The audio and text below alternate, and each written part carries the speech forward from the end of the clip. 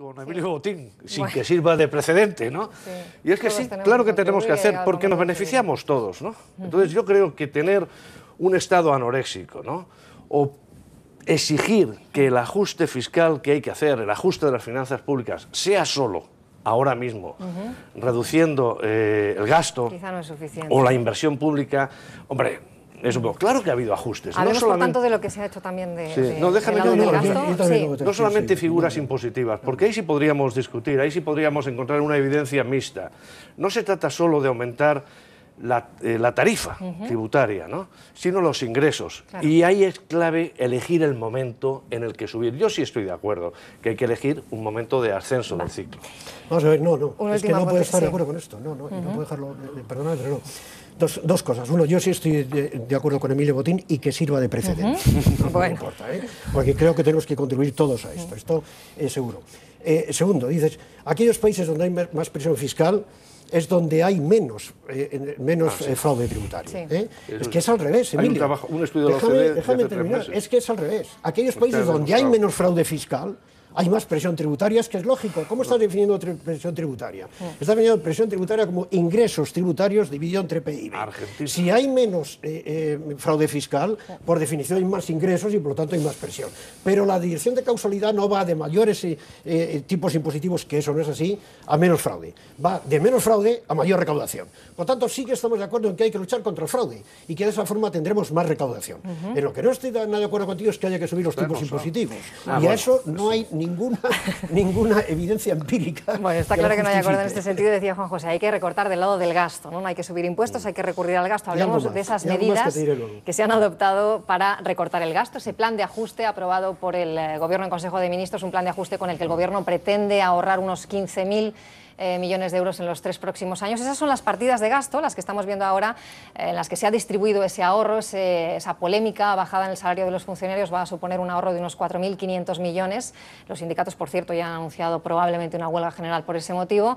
Y os pregunto también por esos 1.500 millones de euros polémicos también venidos de esa congelación de las pensiones a partir del año que viene. ¿Qué os parece esa distribución del gasto? Juan José, te traslado a ti esa pregunta. ¿Crees que con este ahorro va a ser suficiente combatir el déficit?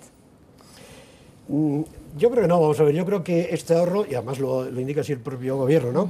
Esto está destinado a reducir el déficit presupuestario en 15.000 millones de euros más de lo que estaba previsto. Esto es, ¿no? Está previsto para esto, pero todavía no sabemos las medidas que hay que tomar para hacer que el déficit presupuestario siguiera la senda que estaba prevista antes de estos 15.000 millones extra. De manera que esto no se ha terminado. Me parece bien esta reducción del gasto. A mí me parece dos cosas. Primero, yo quisiera subrayar que la máxima reducción de gasto se produce en inversiones. Apretémonos el cinturón. Nos viene una reducción fuerte de la inversión pública, 6.000 millones de euros.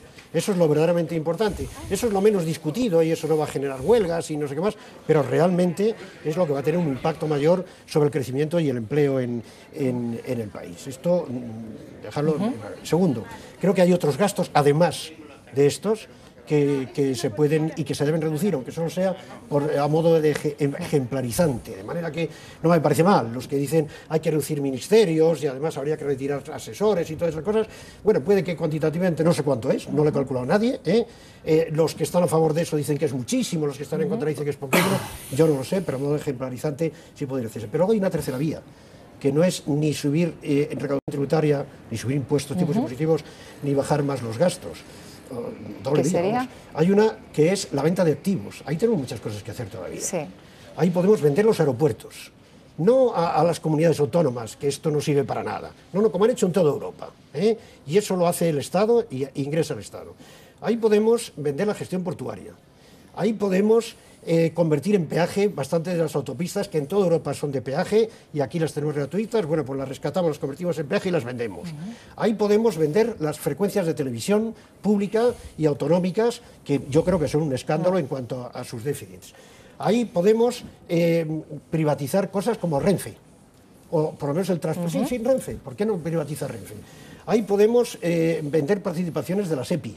podemos hacer muchas cosas, pero luego además, por otro lado, podemos también subir tasas, por ejemplo, el copago famoso en sanidad. Sí. Esto lo podemos hacer, y podemos subir las tasas, especialmente las tasas universitarias, que son las más bajas de Europa. Y, es decir, o sea, hay muchas cosas que se pueden hacer todavía. Si es que la discusión no la hemos llevado a fondo, simplemente estamos discutiendo una cosa que se ha puesto encima de la mesa sobre los pensionistas y los funcionarios. Emilio, ¿qué crees mucho de esa, más, ¿no? ¿Qué opinas de esa distribución que se está haciendo del gasto y qué habría que hacer para combatir el déficit del lado del gasto? Cajón también, desastre, ¿no? Yo creo que es un paso, es decir, yo creo que es un paso en la dirección correcta. Hay que tener muy presente esa simetría en el esfuerzo, ¿no? Porque no olvidemos que estamos sufriendo lo que estamos sufriendo básicamente por errores en el sistema financiero, ¿no? Sí, a mí no me parece mal, ¿no? A mí no me parece, entre las miles de medidas que ha enunciado Juan José, por ejemplo, no está un impuesto sobre actividades financieras, digamos, riesgosas, sobre un excesivo apalancamiento, etc. Pero creo que no es el momento, ¿no?, de hacer un inventario aquí, ¿no?, sino tratar de ver un poco lo que es posible sin necesidad de llevar a cabo desguaces precipitados, anoréxicos, del Estado, etc. Y sí tengo clara una cosa, ¿no? Tengo claro que un país sin un estado del bienestar que garantice una mínima cohesión, un mínimo de servicios, una mínima imposición, es mal asunto, es mal negocio, pero es mal negocio incluso para las propias empresas. Es decir, hay algo que la evidencia ha puesto de manifiesto, y es que tener una cohesión social suficiente es rentable, ¿no? Insisto, y ahí conviene mirar a la evidencia. Claro.